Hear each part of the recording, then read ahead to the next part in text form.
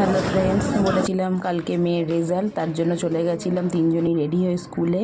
ওর বাবা ছিল পেছনে, আমি আর মেয়ে গেলাম। ক্লাস টিচার তখন রিপোর্ট কার্ড দেবে, তার সাথে খাতাগুলোও দেবে।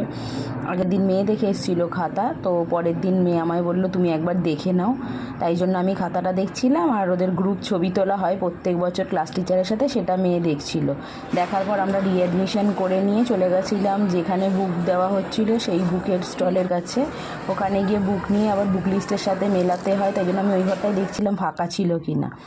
তারপরে সব কিছু করে আমাদের খুব জোর খিদে পেয়ে গেছিলো। একটা খুব ভালো হাতিবাগানে খাবারের দোকান আছে, সেখানে চলে গেছিলাম। রাত্রিরে বাড়ি এসে আবার রেডি হয়ে বেরিয়ে গেছিলাম, যেহেতু মেয়ে বলেছিল একটা ট্রিট দিতে হবে। তো ভেবেছিলাম কালকে দেবো না, কিন্তু ও পুরো নাছোড়বান্দা যেতেই হবে। ওই বৃষ্টির মধ্যে আমরা বেরিয়ে পড়েছিলাম, চলে গেছিলাম বাইপাস ধাবায়।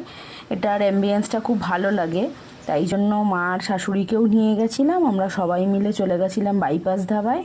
গিয়ে রাতের ডিনারটা ভেবেছিলাম ওখানেই কমপ্লিট করব। তো মেয়ের ভাবনা মতনই আমরা সব পৌঁছে গেলাম।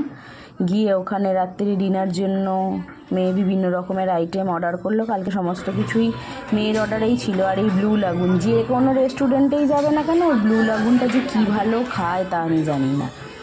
তো মেয়ে নিয়ে নিয়েছিল ব্লু লাগুন আর বিরিয়ানি, ওটাইও খেয়েছিল। আমরা বেবি নান, শাশুড়িরা নিয়েছিল ভেটকি পাতুরি না, ওটা কি ভেটকি মাছের কি একটা বললো, মাছের কোনো সেরকম আইটেম ছিলই না, পুরো মেনু কার্ডটাই পাল্টে দিয়েছে।